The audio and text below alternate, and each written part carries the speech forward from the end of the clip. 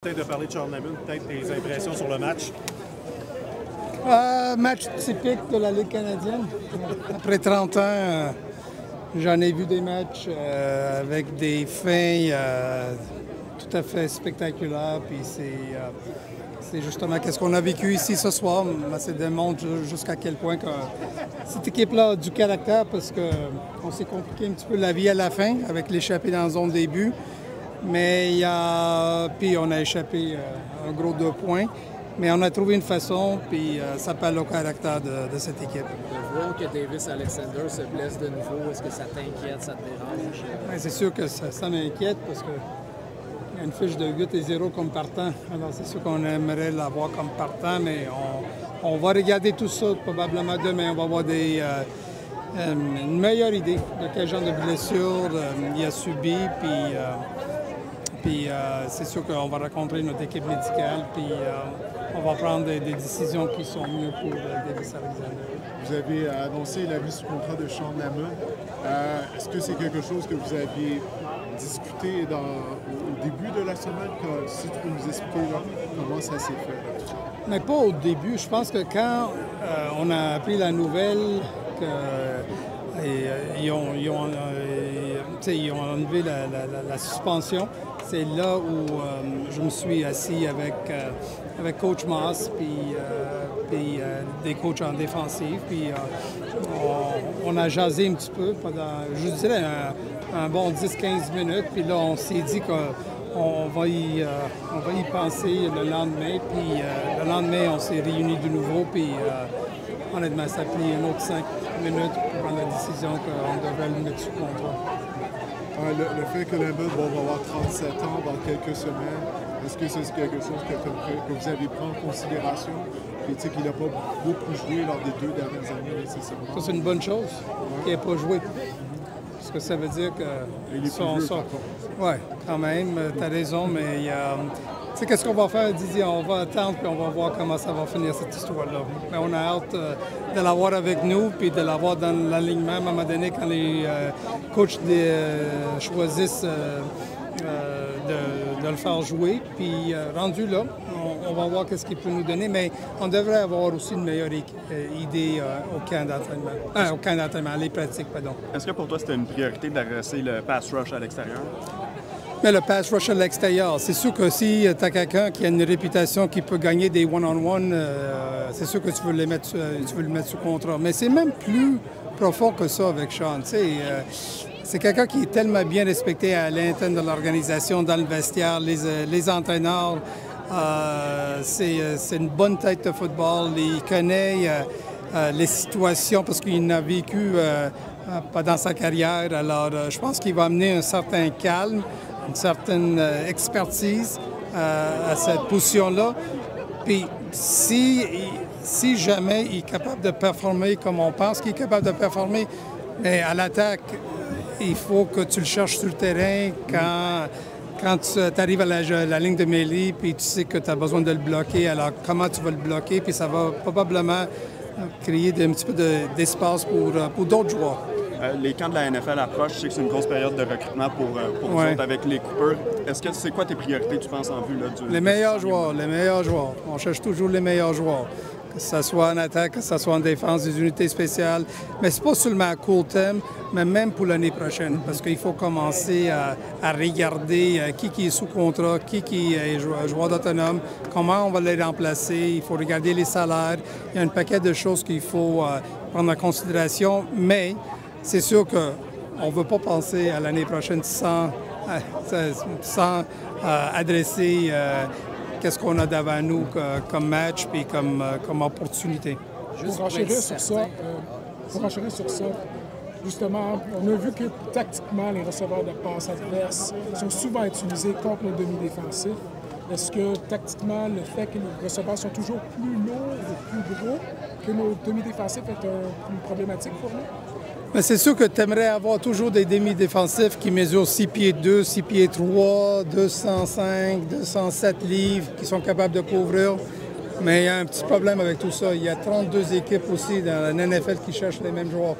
Alors, il faut être conscient de tout ça, mais des fois, il faut avoir une stratégie pour tout ça. Je pense pas que tu peux pas te permettre de dire on va jouer du homme à homme pendant tout le match. Alors, il y a une façon de défendre ces joueurs, ces gens de gabarit au poste de receveur, puis nous, on va continuer de travailler là-dessus. Mais si jamais on peut trouver un demi-défensif qui est grand, long, puis capable de couvrir, c'est sûr qu'on va le mettre sur contrat. Juste pour être certain, sur Lemon, le match de ce soir comptait comme le premier de la suspension. Tout à fait.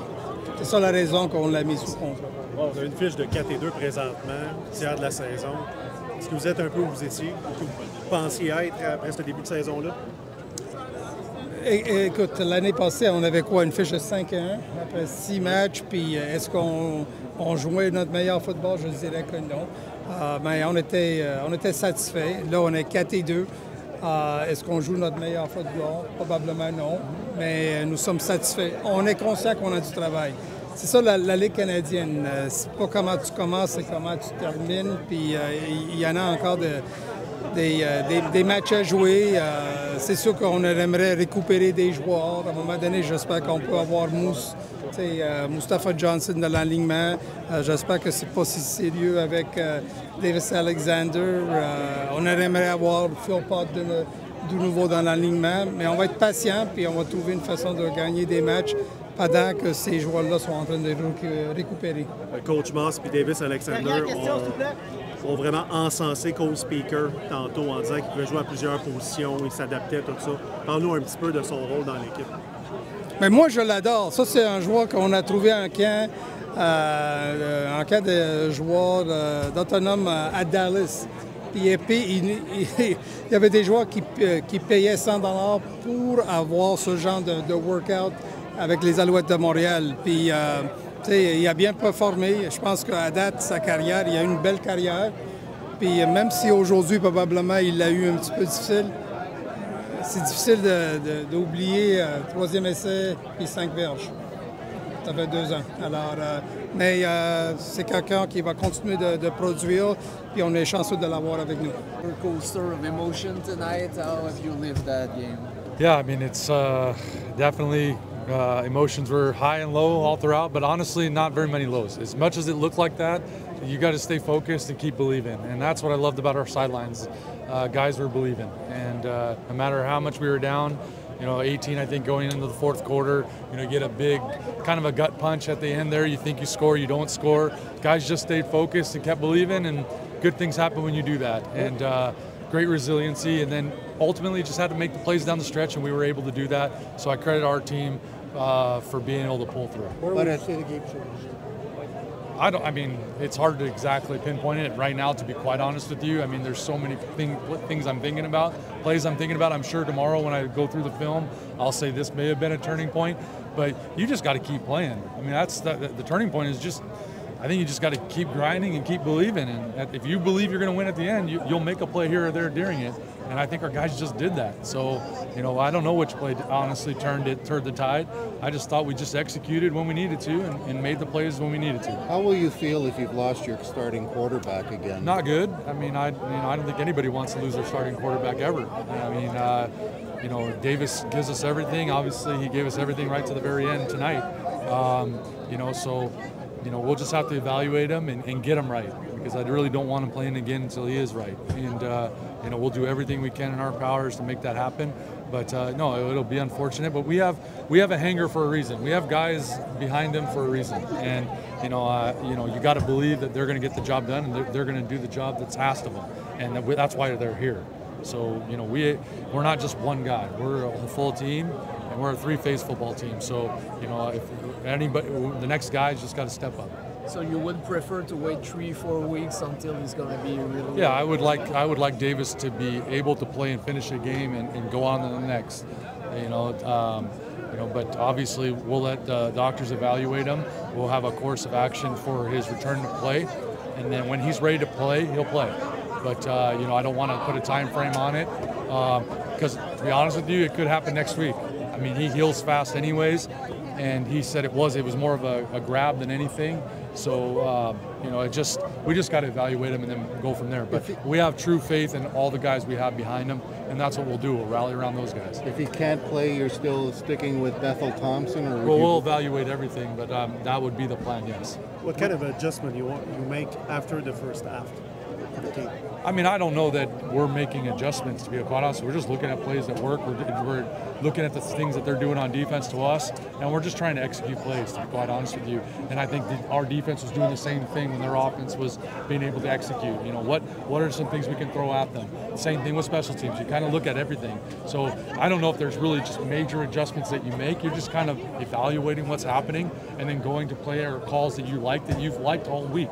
And sometimes you have to adjust to certain things, but ultimately it's just a game of execution. That's what it comes down to. You got to make calls, players got to execute them, and they understand that. And ultimately tonight we did that more than they did. Can you explain what just happened? Just a gritty bunch of winners, and I don't know, it's something different. I woke up feeling different today, and I don't know, can't really explain it other than that. Different how? Just because you were playing? Yeah, it just felt like something was in the air. I told our guys I knew that this was going to be a crazy battle, crazy game, and if we ended up wiping the floor with them, we did, but I knew it was going to be a battle. So how do you think you did it? How was this team able to, that was struggling for basically 3 quarters? Yeah, we were struggling a little bit, but I mean, like, but we were still moving the ball a little bit. You know, I think we had our first 2 and out, the first drive of the third quarter, and then the second drive of the third quarter. Like, you know, things happen, and we're okay. And, you know, we know what we have in this room. We know how good our defense is. We know how explosive our offense can be. And our special teams had some huge returns, and we know what we're going to get out of them, right? So if we can stay together, you know, we flipped the script, 18-point script in about 16 minutes and 30 seconds. How does your hamstring feel? It's pretty much the same as what I would say as when I pulled it the first time. Would you rather when you scored? Yes, sir. Yes, sir. Does that mean that you're not going to play Thursday, do you think? I would assume. That you're not going to play? I would assume that I'm not going to play, but we'll get imaging done, I'm sure, tomorrow. It doesn't feel like any worse, like I didn't pop anything, just a grab. Did it happen on the run or on the 2-point? Yeah. On the run. How difficult it is mentally for you to feel one more time this injury? It's tough, but I mean, I trust our team to death. I trust the guys. Yeah, we're 0-2 without me, but I'm telling you, we're a different ball club. We're going to be okay, and I'm not going to check out in any sort of way. I'm going to be with this team the whole way, and we're going to be okay. Where did the game change? When did it change?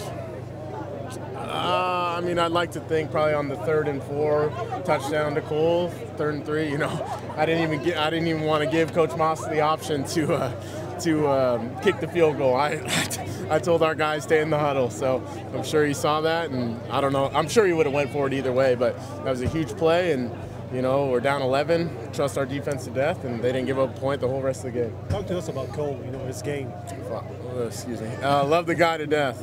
He's been through so much. We came in together.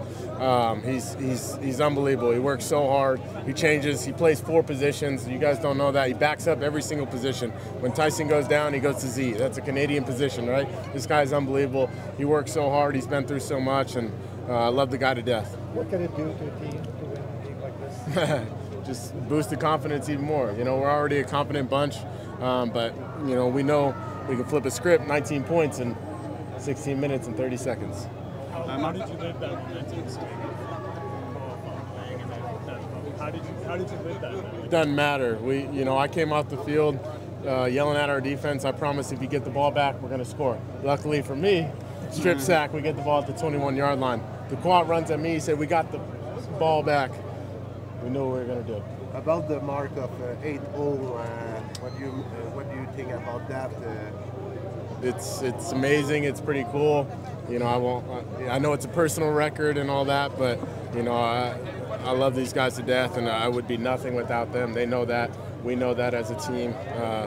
I'm super proud of it. Of course, I want the record. I'm not going to lie to you. I want the record, but just super thankful. Super thankful. You're not going to try that play again that McFadden was picked off Like it seemed like you telegraphed it, and it was a long throw. And to the one he picked off. Yeah.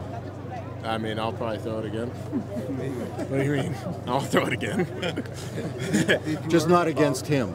No, I'm not. I mean, I'm whatever. I throw a pick, whatever. Gunslinger. I don't care.